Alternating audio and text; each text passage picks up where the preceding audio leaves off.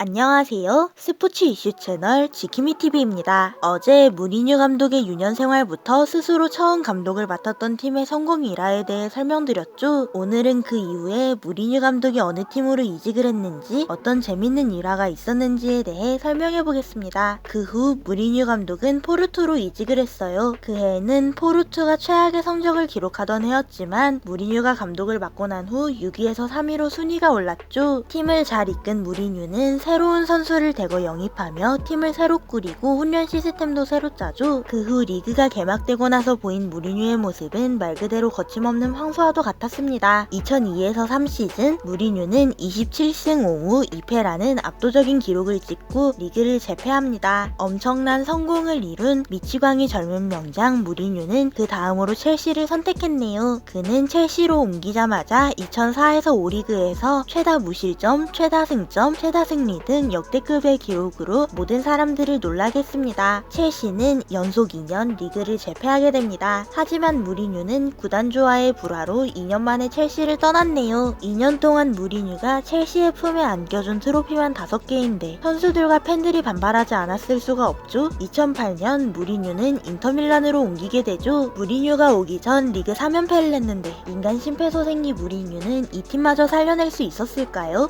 네, 무리뉴에게 불가능이란 없었던 것 같네요. 비록 첫 시즌은 16강에서 탈락했지만 두 번째 시즌은 달랐습니다. 자신만의 방식을 팀에 스며들게 만들어 더욱 탄탄한 전략을 세울 수 있었던 거죠. 이후 무리뉴와 인터밀란은 이탈리아에서 트로피란 트로피는 전부 쓸어모았고 결국 인테르의 오랜 라이벌인 챔스와의 경기에서도 우승했어요. 게다가 8강에서는 당시 축구계의 넘사였던 바르셀로나와 본인의 적이었던 첼시마저 무너뜨려버렸네요. 이후 2010년 레알의 감독으로 부임하여 4개 리그에서 가능한 타이틀은 모두 휩쓸고 우승을 얻어냈죠. 결국 레알에서도 2011에서 12 리그 초반부터 1위를 달렸어요. 이 정도면 뭐 거의 무리뉴가 가는 팀이 트로피를 휩쓴다고 해도 과언이 아니네요. 하지만 아쉽게도 챔스 결승 진출은 실패했는데 이때부터 무리뉴는 하락세를 맞이했어요. 포르투갈 선수만 옹호한다는 둥, 팀의 내분을 조장한다는 둥, 무리뉴에 대한 불화설이 돌기 시작했으며 결국 레알은 무리뉴를 해임하게 됐죠. 2013년 무리뉴는 불화로 인해 떠났던 첼시로 다시 돌아가게 되는데요. 첼시를 향한 남다른 애정을 보이며 앞으로 10년 동안 첼시에 있겠다 얘기했죠. 그는 챔스에서 чел시를 4강까지 끌어올려 다시 한번 신기록을 세웠네요. 역대 최대 챔스 4강 진출 감독이 되었습니다. 하지만 이후 무리뉴는 리그 첼시가 리그 꼴찌 뉴캐슬과의 무승부에 이은 연패로 다시 한번 흔들리고 말아요. 이때 영국 현지에서는 무리뉴의 지도 방식이 구식이라며 비판을 했었지만 무리뉴는 아무런 대꾸도 하지 않았습니다. 한편 메뉴는 때마침 새로운 감독을 찾고 있었는데 기회가 되어 2016년에 무리뉴를 데려오게 됩니다. 하지만 이후 오락가락하는 경기 컨디션을 보이며 다시 하락세를 타기 시작하는데요. 첼시전에서 0대4로 두들겨 맞는 참배까지 당하면서 체면을 구기게 됐죠. 메뉴의 팬들은 우승은 바라지도 않으니 얼굴이라도 들고 응원하고 싶다는 마인드였고 무리뉴의 변화를 믿고 있었는데요. 무리뉴의 이해할 수 없는 전술 방식과 짜증나는 경기력으로 팬들은 답답해했습니다. 쓸데없이 비싼 선수들을 영입하질 않나, 필요없는 경기에 출전시켜 낭비하질 않나, 사람들의 비난을 받을 만한 행동투성이었죠. 결국 2019년 11월 토트넘으로 취임하게 된 무리뉴. 첫 해에는 만족스러운 결과를 얻지는 못했지만 이제는 2년차가 된 무리뉴 감독이 어떤 식으로 토트넘을 살려낼지가 궁금하네요. 이상으로 영상 마치겠습니다. 댓글은 항상 바로바로 답하며 구독과 좋아요는 큰 힘이 됩니다.